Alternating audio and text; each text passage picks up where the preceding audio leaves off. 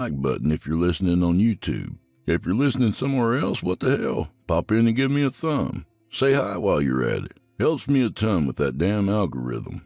And besides, it's always nice to see you there. All right then, let's hop on that crazy train. All aboard!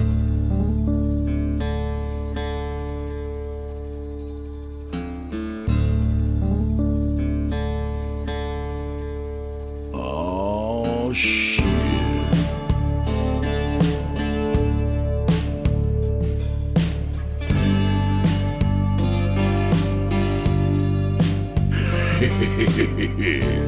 Happy 8 de Mayo, amigo.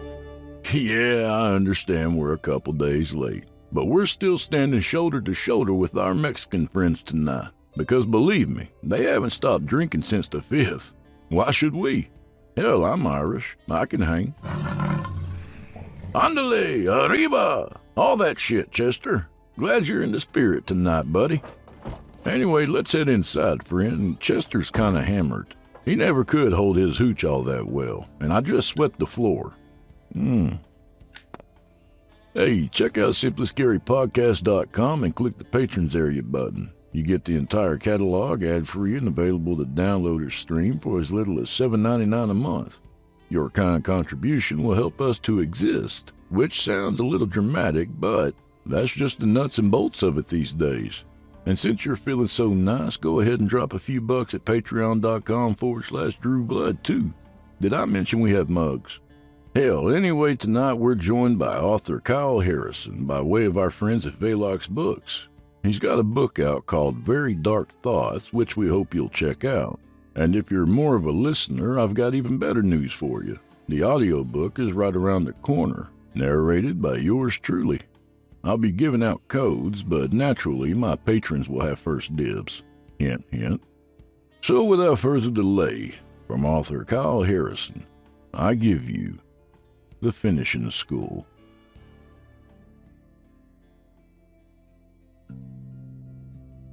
I woke up with a pulsing headache, a throbbing pain at the back of my skull. The world was dizzying for a moment, and I couldn't properly make out shapes or colors. As I came to, I realized I was handcuffed to what looked like a school desk. A quick study of my surroundings confirmed this. There was a man right alongside me, also on the floor, cuffed to a desk. Behind him was another, and behind him another. I was in some kind of classroom with at least a dozen or so people, all of whom seemed to be chained up. My eyes took in the surrounding posters and artwork. There were children's drawings and safety reminders scattered across the wall, most of them older than I was. Then my attention went to the front of the class, to the blackboard, where a teacher should have been instructing. In its place was a simple, concise message written in chalk, large enough for all of us to read. Tornado drill, 8:05 a.m. I checked the clock on the wall. According to the time, we only had a few minutes before the event was supposed to happen, so I talked fast. Hey you, where are we? I asked, kicking the foot of the man next to me. His eyes flared at me suspiciously. Like I would know? How should I know? We could be in hell for all I know. I decided not to bother talking to him anymore and turned to my left. A petite young woman was there. What about you? Do you remember how we got here? I asked, yanking on the handcuffs. The sound they made as they rattled against the desk echoed everywhere. I was in the mall with my boyfriend, and we were headed toward the food court when I don't remember anything after that, she admitted timidly. I could tell by the look on her face she was more worried about the boy than her own safety, but something told me that pretty soon that would change. The clock struck 8:05 a moment later, and suddenly a shrill, scratchy noise came over the PA intercom. The system had to date back to before the 1980s, I thought, as I tried to cup my free hand over my ear and hold my head against the desk. Attention, class of 2021. Please rise for the Pledge of Allegiance, a strange voice announced. It was difficult to say for sure what gender it was. It didn't sound quite human. Then there was a sharp click, and a grainy old recording of the pledge came over the speakers. As it finished, all of us looked at one another in confusion and fear. What the hell was going on? Attention, Room 3. Your tornado drill will begin now. Move to the hallway. How the hell are we supposed to do that? I said out loud, not that I expected the strange machine to respond. Instead, there was a loud rattling from above, making me look at the ceiling for the first time. Above every desk was an air vent, and on cue those vents opened. Abruptly, loud noises erupted, and shards of glass spit out from the vent straight toward us. I reacted in a moment, yanking my body toward the floor as the broken glass sliced across the back of my neck. Using the top of the desk as cover, I did my best to huddle there, though a portion of my thigh and right foot were damaged from the sudden rush of projectiles. Others in the class weren't so lucky. A man sitting 2 desks in front of me had a glass shard impaled straight in his neck. A woman had several hit her across the cheek, and the rain of sharp blades continued to fall.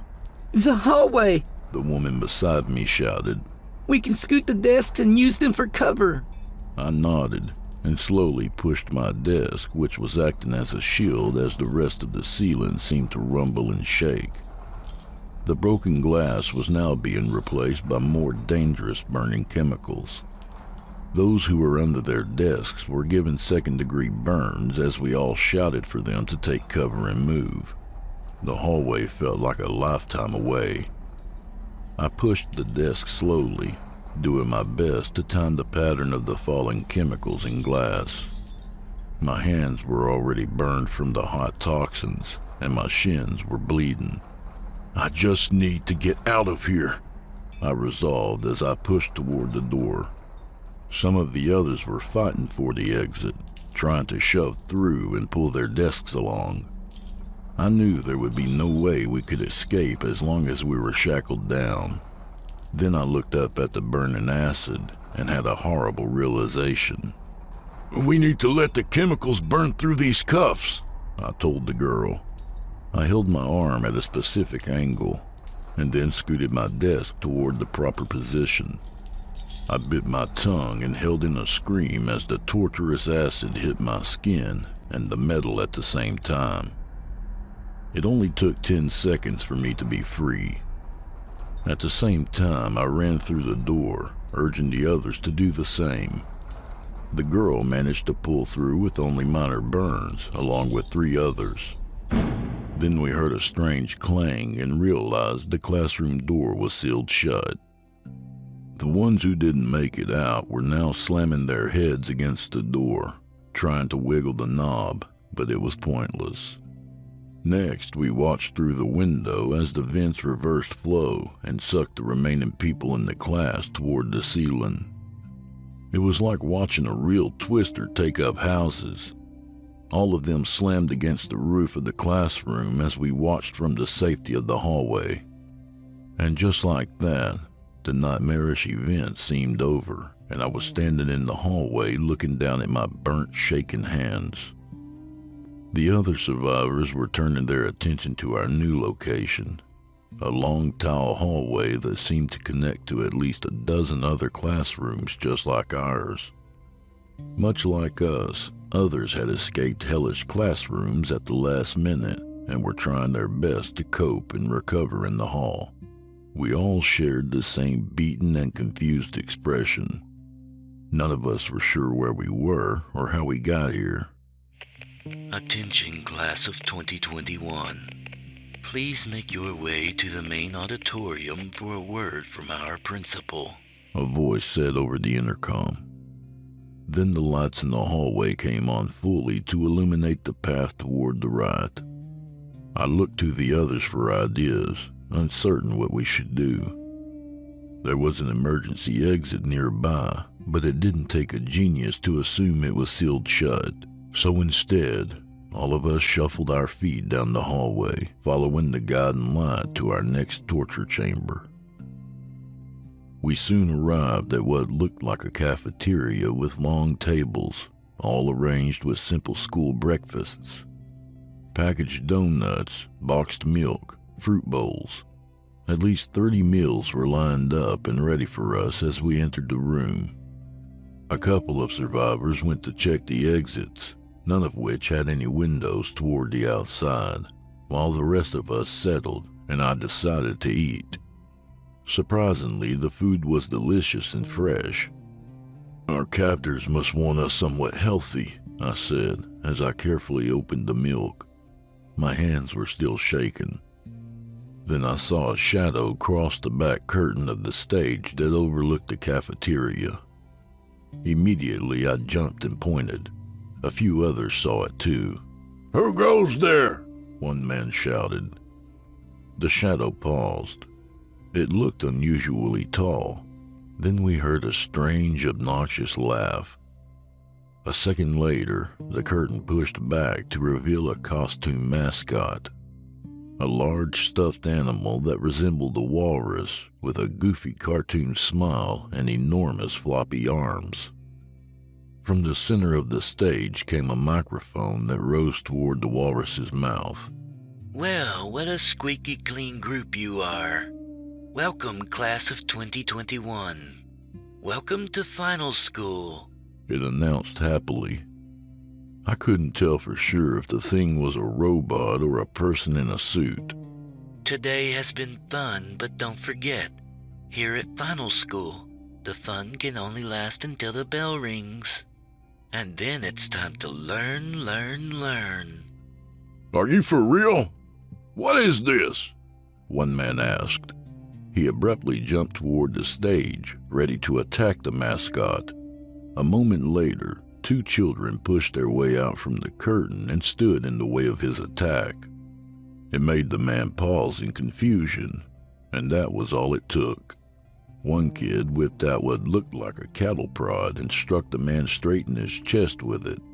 He flew back hard to the tile floor, coughing and wheezing. Then a few other children appeared alongside the mascot. All of them wore generic uniforms, and all of them looked emotionally disconnected from whatever the hell was going on. "Remember to play nice." The walrus chuckled. Just as he finished talking, we heard a buzz, and the doors to the cafeteria unsealed themselves. Recess! The kids all squealed as they ran back behind the curtains, out of sight. All of us who had survived the initial insanity gave each other a long stare. Then we bolted for the doors. I could see sunlight. I was ready to taste fresh air. But it was a mirage. The moment we stepped out onto the playground, I suddenly realized I wasn't looking at the sky at all. It was some strange reflective surface that covered the entire surrounding area. "It's like we're trapped in a giant fishbowl," one man realized. I got a good look at the playground. There was plenty of equipment, all of which seemed to be in good working order, and a long, tall fence with barbed wire that surrounded us on all sides. Just as the last survivor came out, the cafeteria door slammed shut. "No entry until the bell rings," a sign on the doors read as we looked around and tried to get our bearings. This has gotta be some kind of crazy dream. What is this, Lord of the Flies? A woman asked as she approached a tall juniper tree growing near the center of the playground. There were names carved on it, hundreds of them, and tally marks. Counting the days stuck in here, I realized as I saw that they covered the entire base of the tree. Then we heard a strange whirring noise, and we watched as some of the equipment seemed to move on its own, as if someone were using it. "Something tells me this is going to be worse than before," the first man said as the ground below us started to shift from grass to sand. One man stood there watching as it happened, realizing he was sinking just as I climbed onto a jungle gym. "It's quicksand!" I shouted to the others. Everyone frantically ran as the sand started to swallow people whole. Half of us made it to different pieces of equipment, using them as lifelines until the strange sand disappeared. Then we heard a bell from the cafeteria ring and saw the children standing there, beckoning us back inside. I cautiously touched the ground, looking at all the different splotches of blood trailing across the grounds, and held my breath. Something told me there would not be a graduation ceremony anytime soon. We were lined up on a brick wall, with bleachers facing opposite us in what looked like an old-school gymnasium. This entire place had been built to resemble the types of places we went to as children, but I knew it couldn't be the same thing, considering all the insane shit we had endured thus far. There were still plenty of us alive, but from the moment we stepped into the gym, I realized that probably wouldn't last long. The children who seemingly were in charge of this place lined up on either side of the squeaky clean tile floor. All of them held a bright, shiny red leather ball. I knew immediately what we were going to play, even as one boy stepped up to the middle and held the ball up. PE will include dodgeball, jump rope, and then a physical fitness class. Remember to do your best. I was so sore from the other incidents that I wondered if I would even have the ability to make it through these unscathed, but I knew I didn't have a choice. We work together. We can make it out of here, the petite girl next to me said as a whistle blew. A second later, the spheres the children were holding changed from harmless ordinary dodgeballs to spiky, dangerous urchin-like objects. I knew one hit from those sharp protrusions would likely kill us if it struck a vital organ. Immediately, the children began to hurl the dense weapons toward us. The heavy balls bounced and moved across the gym floor with surprising ease. We had little chance to do much else besides run. Toward the bleachers! One man shouted excitedly. A woman beside him was struck in the head with a spiky object, the full force of the needles piercing her face and knocking her down. As soon as it did, I noticed that the needles seemed to latch onto her cheek, preventing her from removing it. A moment later, as we ran, I realized why. We heard a soft, rhythmic beeping noise coming from the dodgeball. It got faster and faster as I understood it was counting down.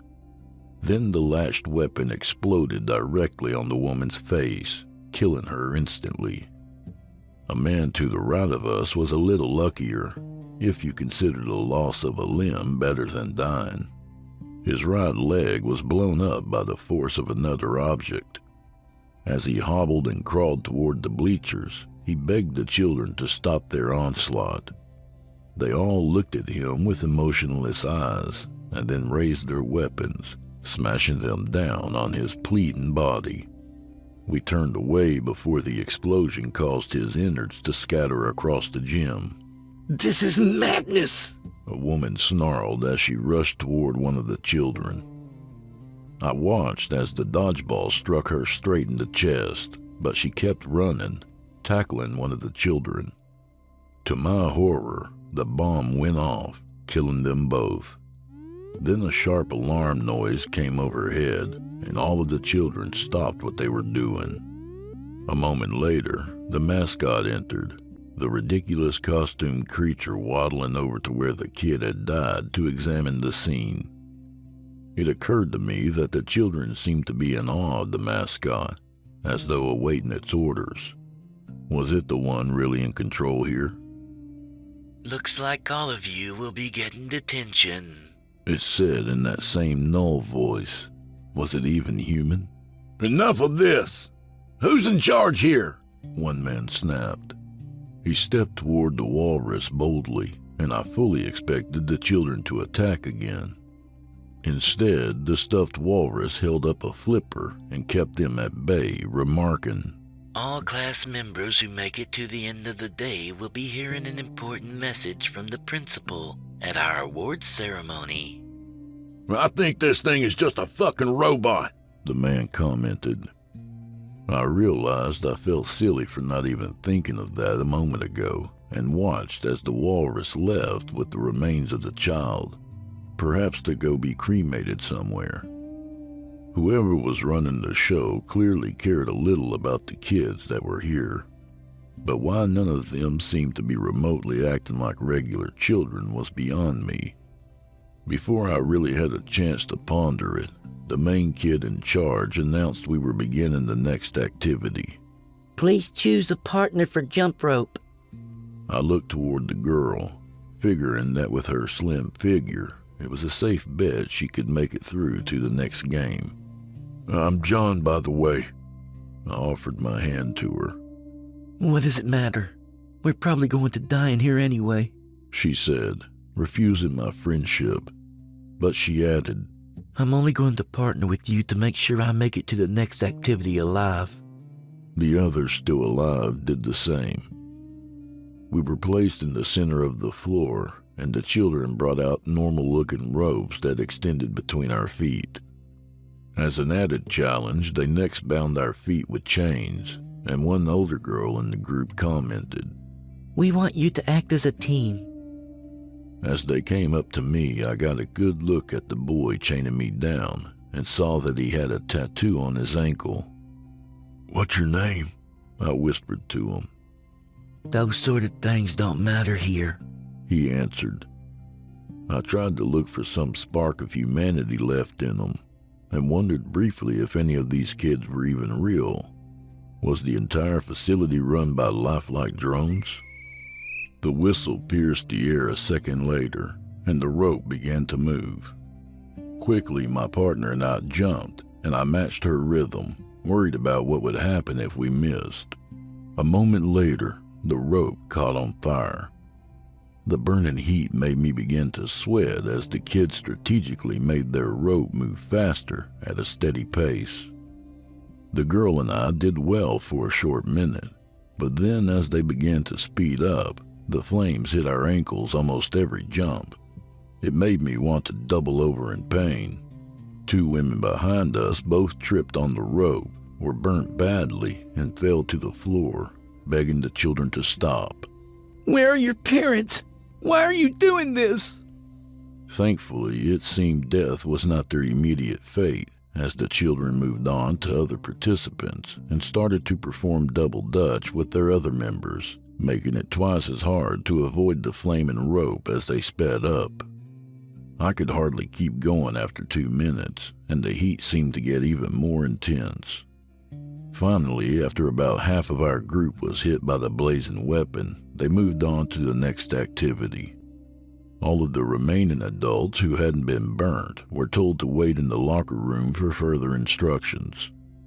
As we huddled inside the tight space and the doors were locked, I realized that this was the first time since the playground that we were all alone. If anyone has any ideas on how to get out of here, it's appreciated, the girl commented as she rubbed her sore ankles. I was in so much pain my entire body felt numb. I had no idea if that was a blessing or a curse, to be honest. That weird mascot mentioned an award ceremony later, probably back at the cafeteria. But I think I saw a main office near the front of the building. I bet you anything there's a control room up there. Someone must be in charge telling these children what to do, a man said. And how do you suggest we get there? Seems every move we make is monitored, I asked. We work together just like I said. These are just kids. They can't stop us if we use force, the girl offered. A woman next to her shuffled her feet uncomfortably. I don't know if I can justify harming children. It's likely they have been brainwashed to obey. We shouldn't be hurting them even if they are doing this to us. I felt the same but didn't say a word. It was clear the majority was ready for this nightmare to end. If we can get the people in charge to end this idiocy, maybe it will save the kids too. The needs of the many will be accomplished by just a few, the man argued. You're just speculating. We don't even know if any of this will work, another said. Soon the locker room burst into an argument. The doors slammed open a second later, and one of the older children gave us a glare. The physical fitness test will now begin, she announced, leading us back to the gym. All of the adults who had suffered from burn injuries were gone, and now, in the middle of the floor, I saw that the actual tile was missing. I rubbed my eyes to be sure I wasn't imagining things. It was, in fact, cut off by what looked like a bottomless hole, a chasm that cut through the whole area. I tried to look down and see if there was anything below, but it seemed to stretch for miles, perhaps into some furnace. Dangling over the pit was a rope, which seemed to be covered with oil to make the climb even more difficult. Did the children even understand they were literally making us risk our lives? I was placed in the front of the line and waited as the bell rang. The rope was only a few feet in front of me, but I still had to make a running start for it. Leaping out above the pit, I gripped onto the slippery rope and quickly started to climb. Even with the oily surface, it was possible for me to ascend, but not easily.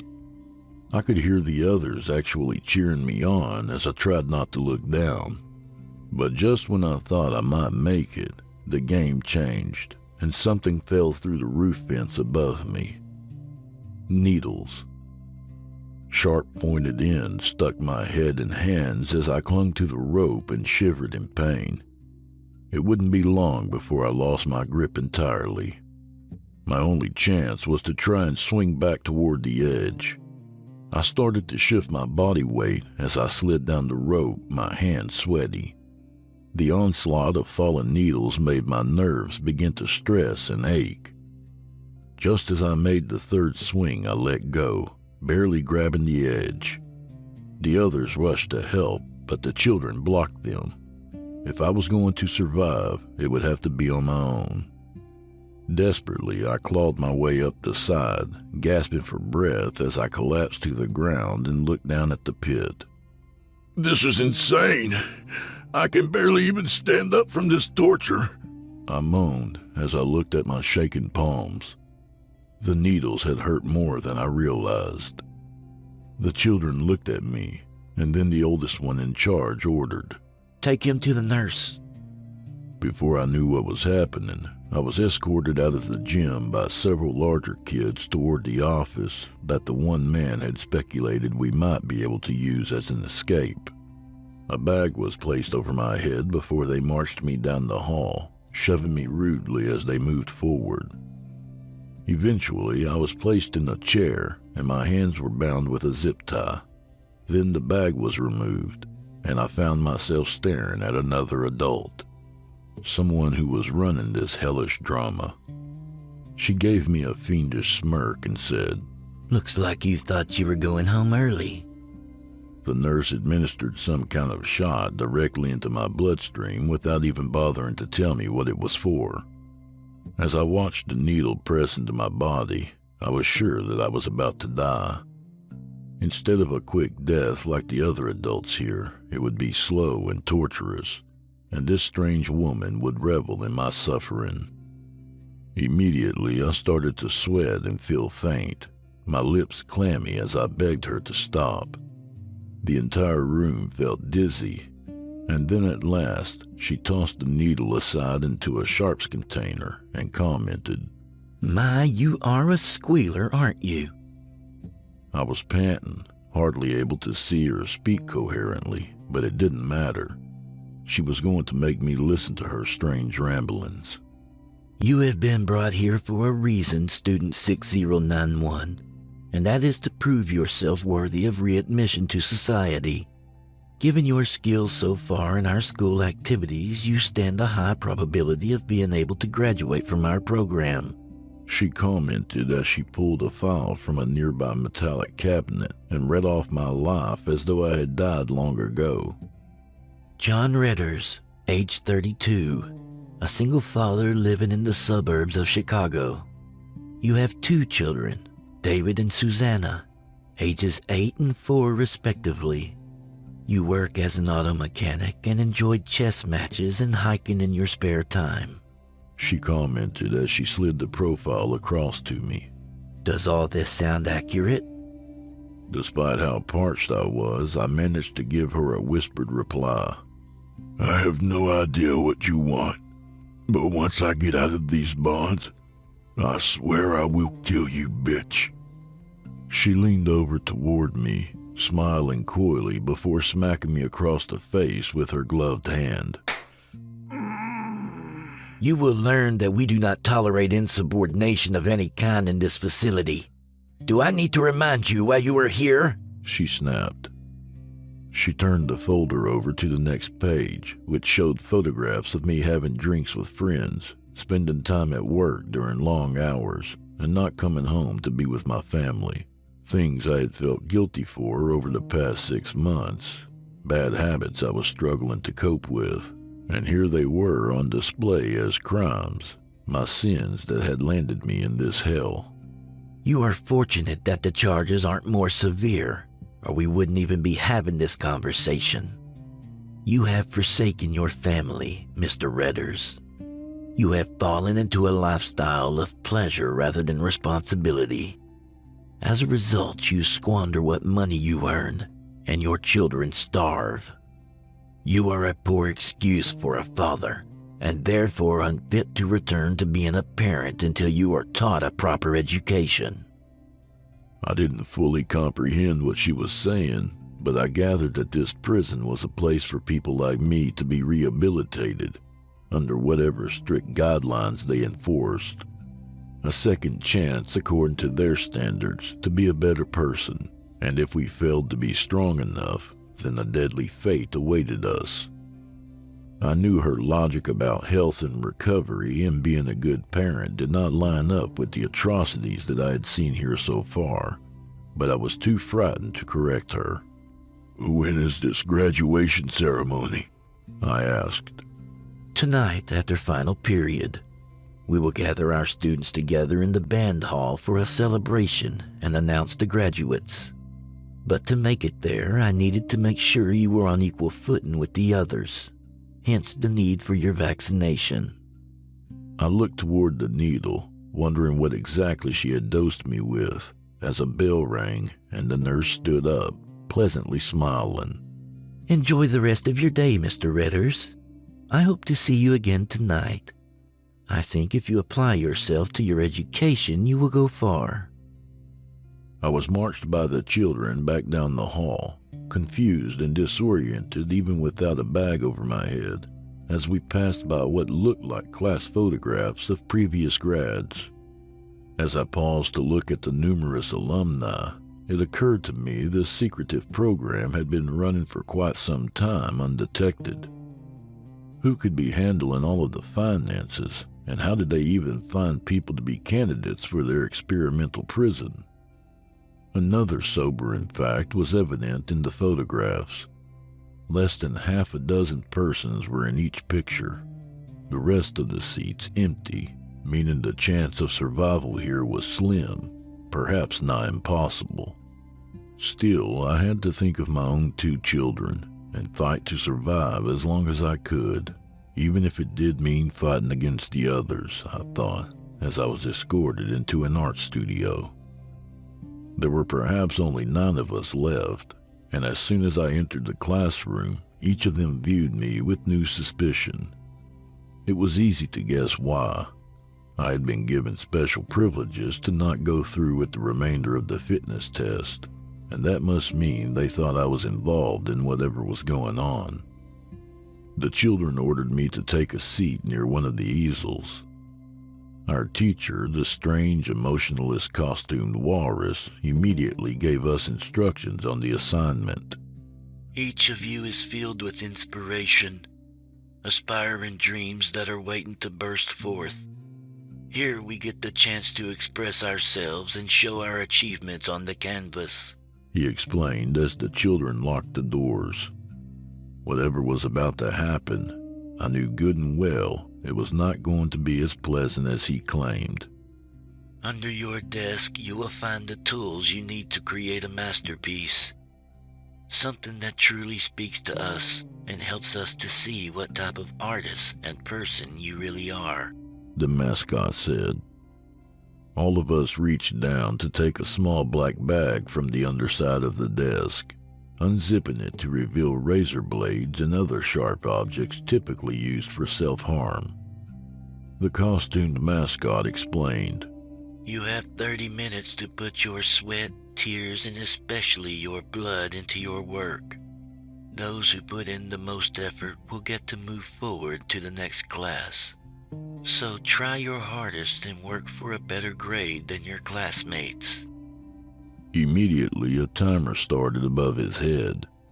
I looked at the objects in horror, realizing that he expected us to actually cut into our flesh and let our own blood act as paint for the project. The others hesitated and started to use the razors on their skin, wincing and shrieking in pain as their blood dribbled onto the paper. One woman had a different type of masterpiece in mind, though.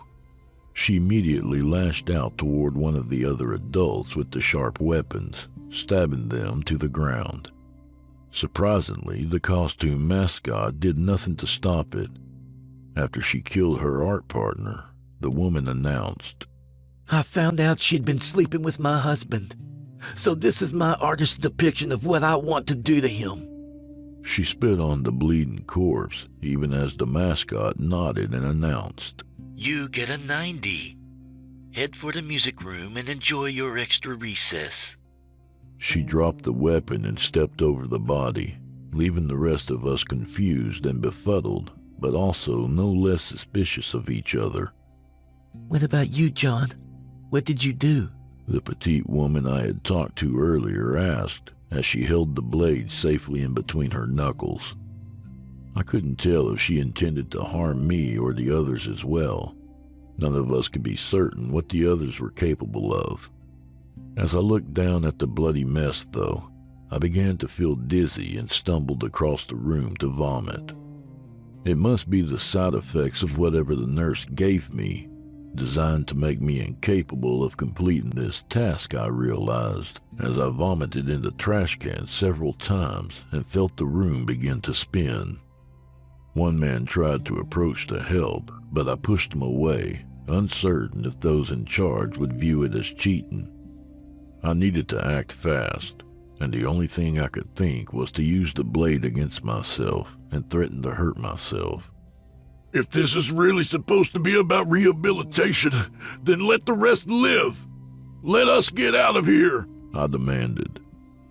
The children actually seemed to show emotion for a split second as I held the knife against my wrist where I knew the most blood could be spilled.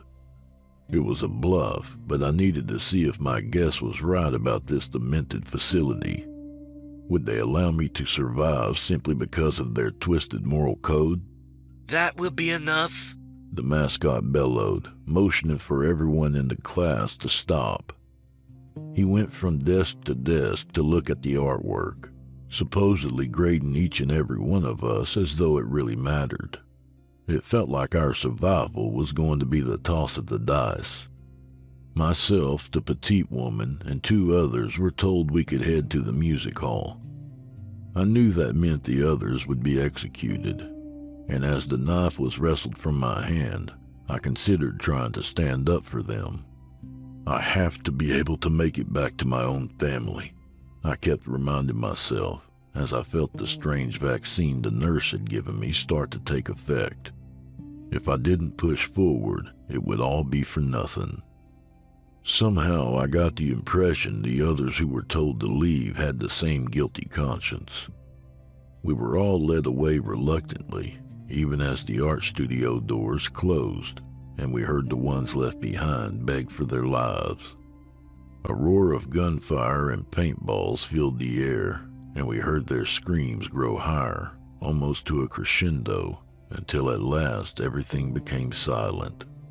Then paint and blood mixed together drained from under the door, a sickening feeling settling in the bottom of my stomach as I realized that the four of us were the only ones still standing for this final round.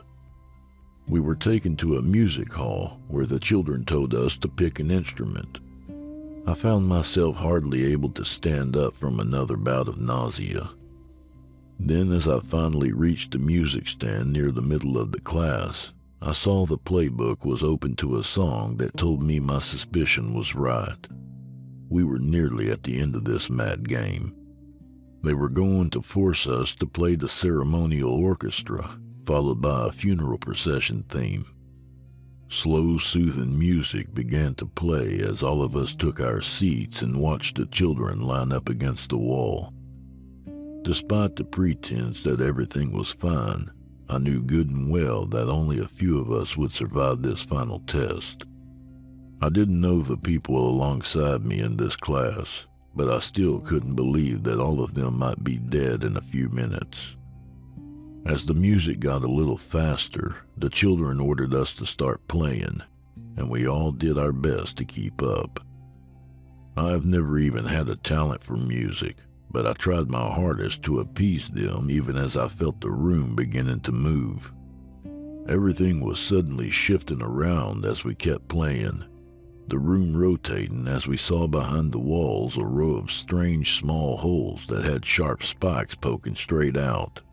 I knew that if we stayed where we were sitting at the moment, we would be impaled in only a matter of seconds, so I immediately tried to stand, only for something to shock me and cause me to collapse back in my seat. The performance mustn't stop, a child said as the room kept rotating. We all reluctantly played, and as we did, I noticed that the room began to move the other way. Someone was actually getting the music right. Keep playing correctly, I shouted to the woman. She had a trombone, and I could tell that she was exhausted, but we couldn't afford any mistakes.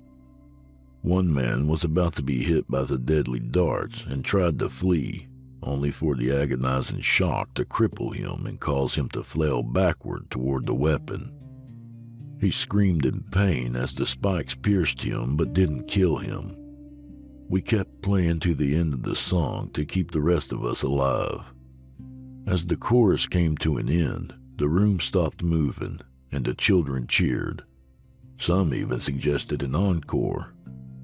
I could tell that the woman who had kept us alive those few minutes wouldn't have the strength to play again, and thankfully the encore was not required.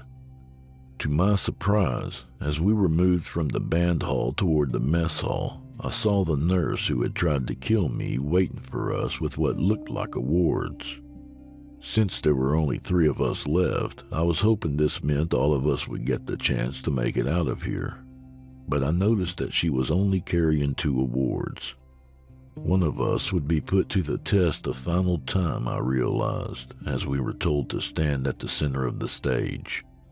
All of you have managed to come so far in this program, and we can't thank you enough for all of your hard work to reach the top of your class, the nurse announced. As she was talking, I saw that the auditorium was filling up with children. I was surprised to see that there were so many of them.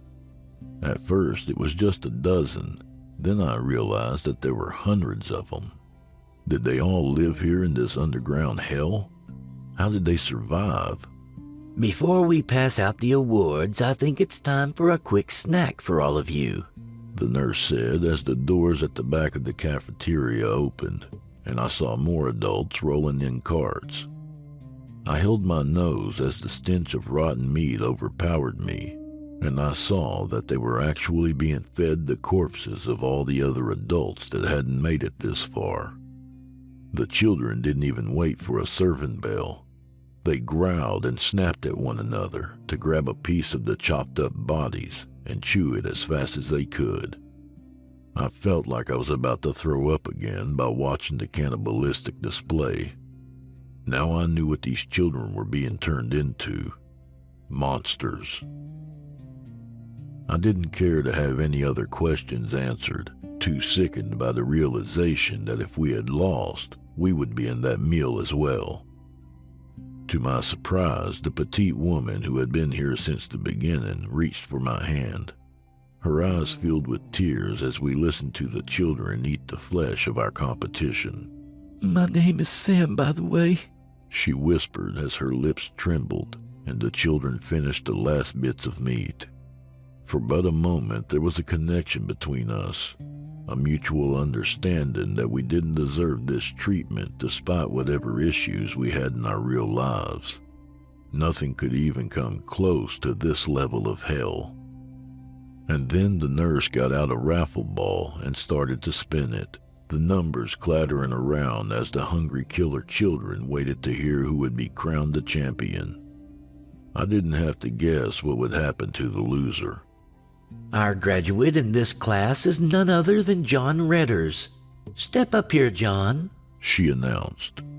Immediately, the children moved towards Sam and the others, ready to pull them down and eat them alive. I tried my best to hold on to her for as long as I could, her screaming and kicking the entire time. You will forget about this place soon enough, John. I knew you would make it. Come, as we get you ready to leave, there is one final thing I need to show you, the nurse ordered. I tried to keep from looking as the children trampled and attacked my friends. I was so traumatized by the event, I found myself shaking as I moved toward the back hallway. I'm sure by now you recognize that this entire process was orchestrated to make you a better person, but we couldn't have done this without people that were in predicaments just like yours, down on their luck, angry with loved ones, scorned. We want to offer you the chance to be able to recommend a future student to us, she said, passing me a small pamphlet. You mean someone to send here to die? I realized. If they can survive our tests, they will be fine, she commented softly. She soon led me to what looked like an old elevator that had a key code to prevent anyone from entering. As she got me ready to leave, she added, Just think over all that you have learned here, and I'm sure you will see the benefits to our program. She then injected me with another dosage, a strong sedative this time, and pushed me into the elevator. I couldn't even open my mouth to scream as the door slammed shut, and I found myself getting dizzy. The last thing I remember was the elevator rising toward the surface. When I did wake up, I was in the middle of a heavily wooded area. It felt surreal to imagine that everything I experienced was real. The pamphlet the nurse had given me was more than enough proof. In addition, the wound on my wrist was all stitched up. I walked for about a mile to the road, and from there I hitchhiked. Where to? A passing motorist asked. They actually looked a bit nervous to help me, and it was then I realized I still had the clothes from the prison underground. I probably looked like an escaped convict. I told them to take me to the nearest police station. I told them my story from start to finish. I showed them the wound on my wrist. I also insisted that they could check my clothes for fingerprints and gave them my pamphlet. There was nothing that matched any known criminals in their database. It suddenly occurred to me that this was likely why they had trained the children to be their foot soldiers. None of them would be traced, and likely all of them had been kidnapped at infancy. I thanked the officers for their time and managed to get a ride home from one of them.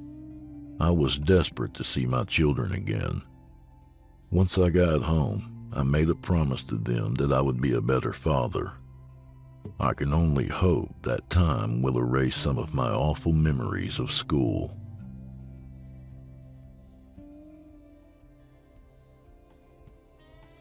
And that was The Finishing School by author Kyle Harrison.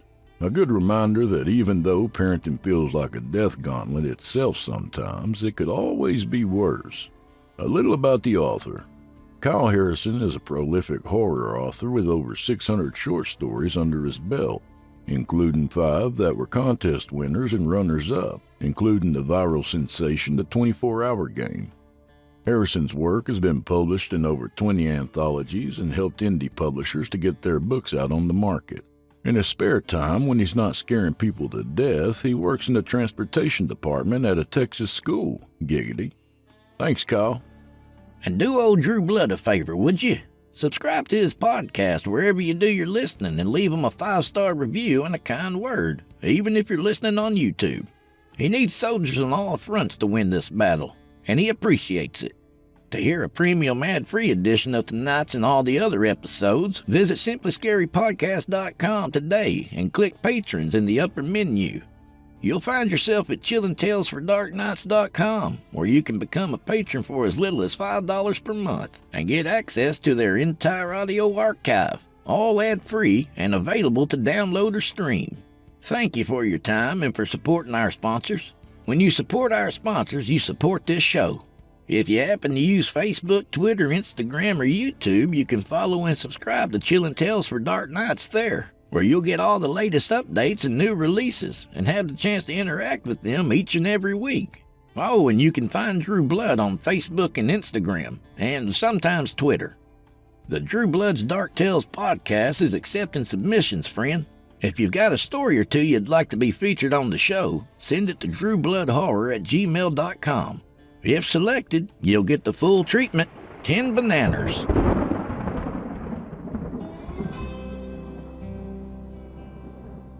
Well, I'm afraid this is where we part ways, at least till next week. So grab a drink for the road, friend. Let's get back to our kids before the finishing school decides we're having too much fun over here. So may the wind be at your back, and may the road rise up to meet you. Hey, don't forget Mother's Day is right around the corner, y'all. And that's patreon.com/Drew Blood for some delicious low-calorie treats. Forget the chocolate. Forget the flowers. What your mama really needs is 3 swinging dicks and a Drew Blood coffee mug. Make it a day she'll never forget. And until next time, y'all. Bye. Chester, where the hell are you, buddy?